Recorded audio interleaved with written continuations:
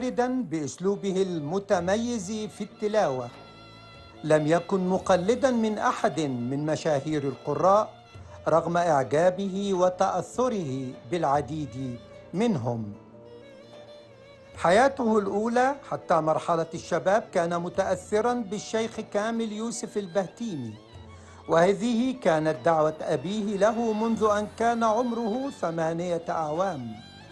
إنه القارئ الشيخ أحمد محمود الديب، ابن قرية عرب العليقات الخنكة القليوبية. إذا أردنا أن نتحدث عن فضيلة الشيخ أحمد محمد الديب فإننا أمام عملاق بمعنى الكلمة، عالم فاهم بما يقرأ، أمام قارئ من الطراز الأول، امتداد للعمالقة الكبار أمثال الشيخ الحصري، الشيخ محمد صديق المنشاوي، الشيخ مصطفى اسماعيل، الشيخ محمود علي البنا، الشيخ عبد الباسط عبد الصمد وغيرهم. كنت أحب أستمع إليه على طول وما زلت أستمع إليه. كان عنده خشوع وإتقان وأحكام. خيركم من تعلم القرآن وعلمه. في هذه الليلة القرآنية الجميلة اللي نتمنى ان احنا نرد بعض من جمايل سيدنا الشيخ أحمد الديب. واحنا لما بنقول سيدنا ده عرف مصري مقصود به التكريم والتعظيم وليس سمة صوفية، ولو انه الصوفية شيء نتشرف بيها.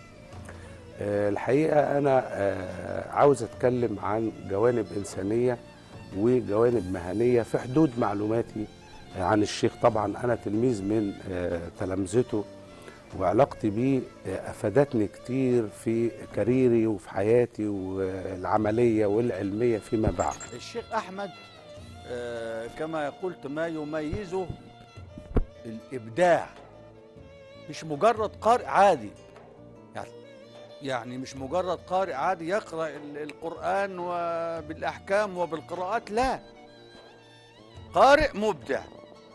مبدع يعني حينما تسمعه تتعلق بقراءته. لما كان بيروح الميتم عشان يقرأ كان بيسأل عن حال أهل المتوفي، علاقته بربنا إيه، يشوف علاقته بربنا إيه. في ذات يوم دعي في أحد الليالي رجل والده توفى، عايز يعمل ميتم كويس، فأشاروا عليه بفضيلة الشيخ أحمد الديب. فعندما ذهب إلى البلدة وقرأ بها فسأل على أهل المتوفي، فعلم أنه لا يصلي، علاقته بربنا مش كويسة.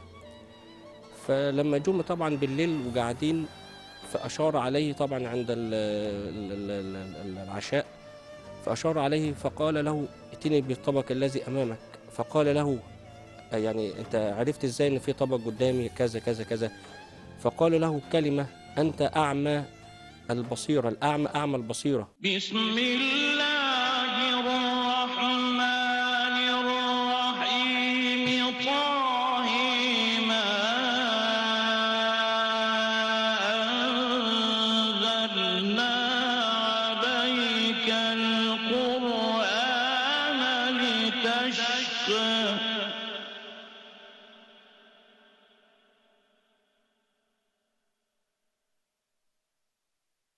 إلا تذكرة لمن يخشى.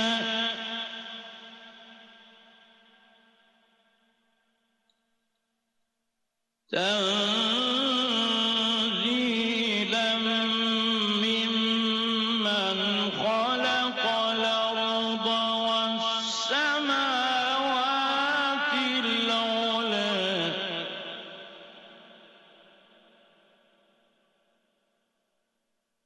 الرحمن على العرش استوى.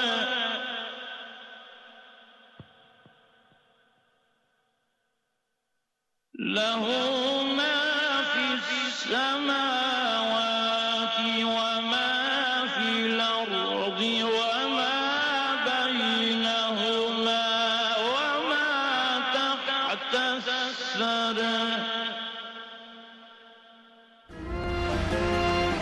ولد الشيخ أحمد الديب عام 1940 في قرية عرب العليقات بالخنكة محافظة القليوبية، وعندما أتم 4 سنوات ألحقه والده بكتاب قرية مجاورة لعرب جهينة، حيث بدأ في حفظ القرآن الكريم كعادة أهل القرى.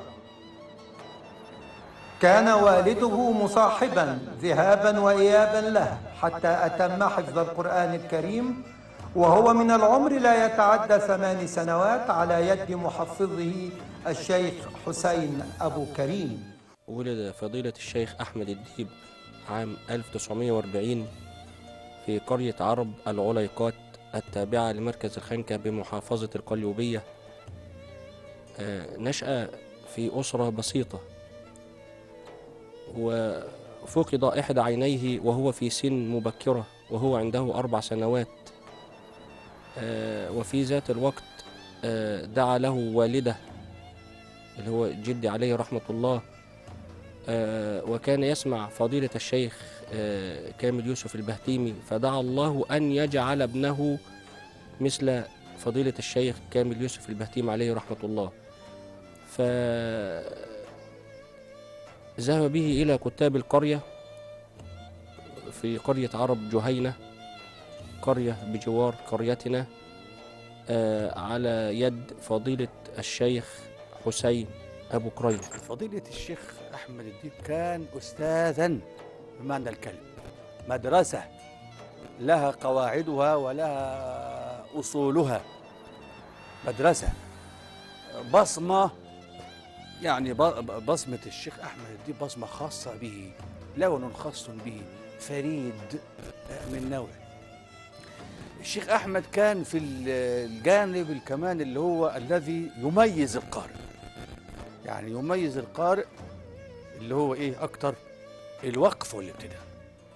وبعض أو الكثير من لا يهتمون بهذا الجانب ولا يتقنون هذا الجانب، إلا أنه سيدنا الشيخ أحمد الديب كان يعلم من أين يبدأ وأين يقف. مهمة يعني كبيرة وعظيمة وضخمة جدا، باب عظيم لا يحسنه ولا يتقنه إلا القراء النحارير.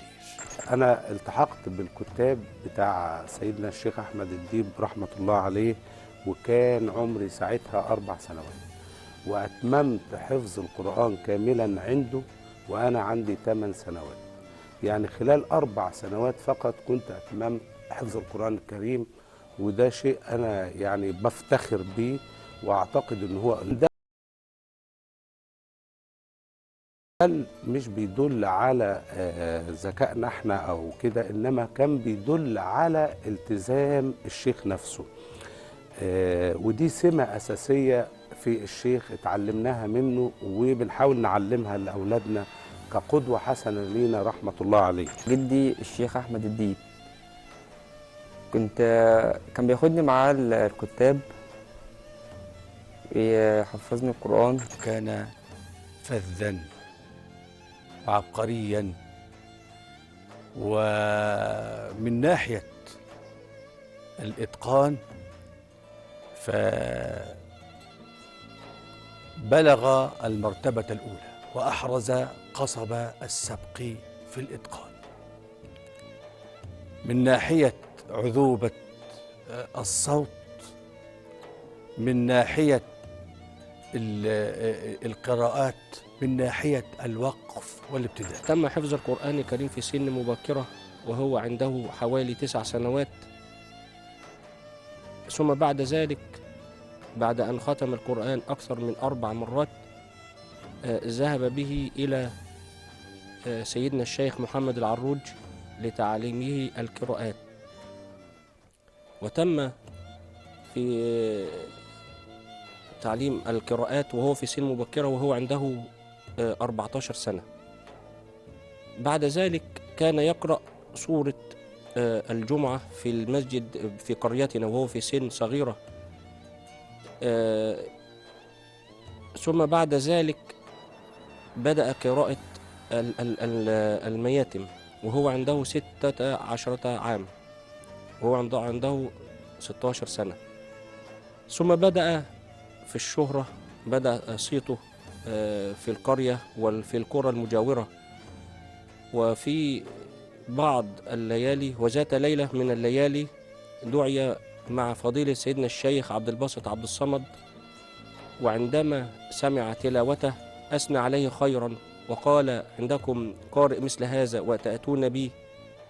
فأثنى عليه خيرا.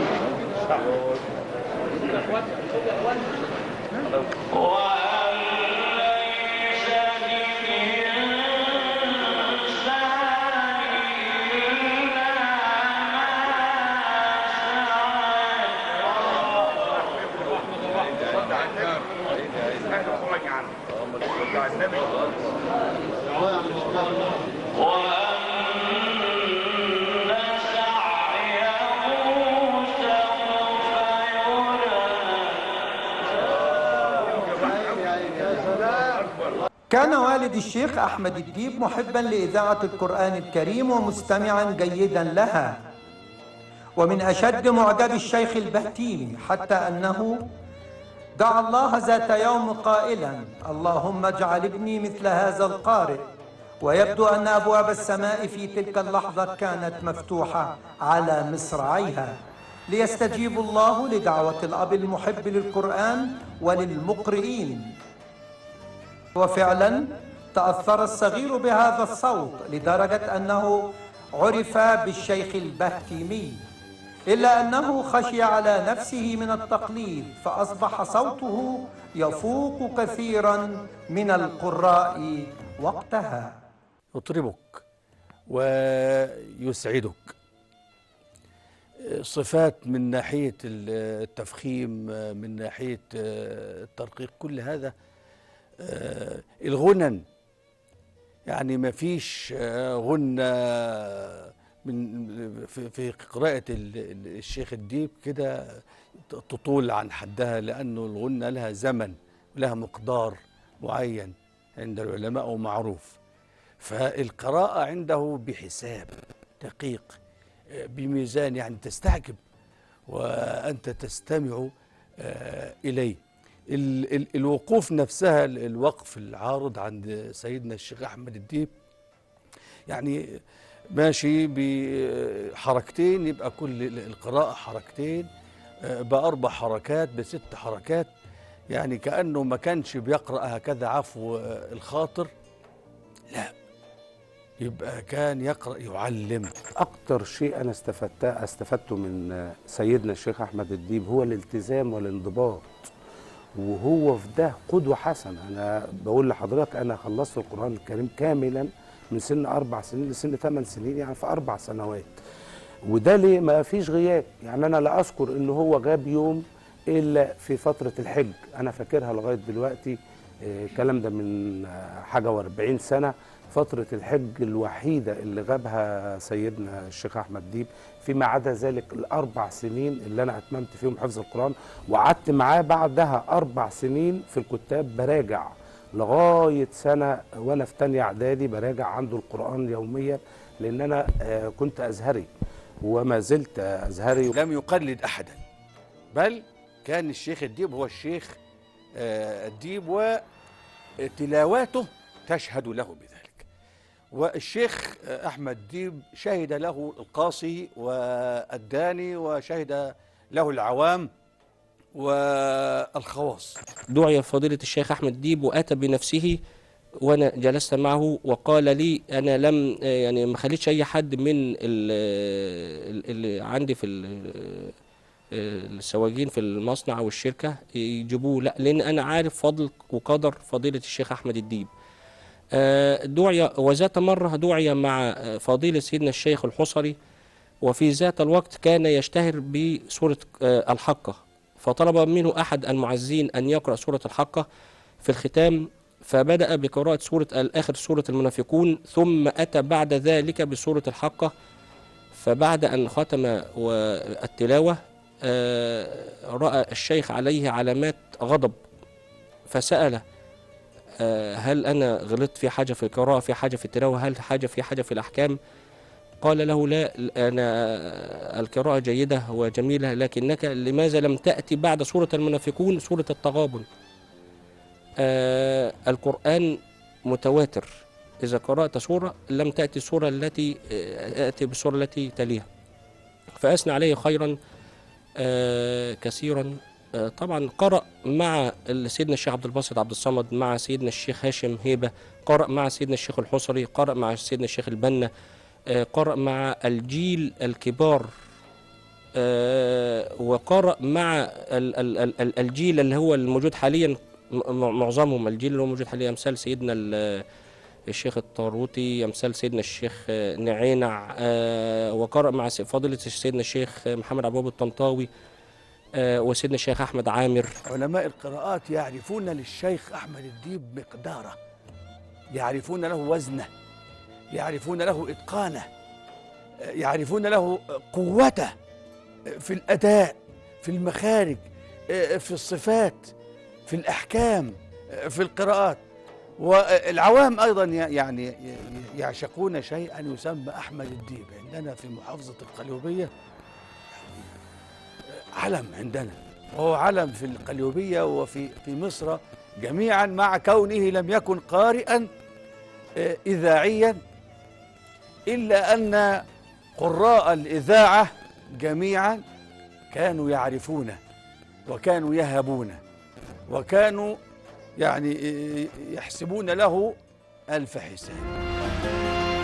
حصل الديب على إجازة حفص وإجازة القراءات السبع من طريق الشاطبية على يد الشيخ محمد بيوم العروق بقرية الشوبك، وهو في سن 11 من عمره. شجعه والده على قراءة سورة الجمعة بمسجد القرية مسجد الحامدية، وبدأ يذيع صيته في القرى المجاورة وهو في سن 16 من عمره.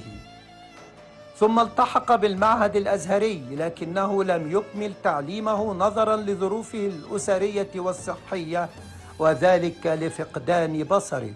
الشيخ إنسانيا كان كفيف البصر، ولكن لم يثنه ذلك عن مواصلة الكفاح وإعطاء قدوة حسنة لينا ولأولادنا.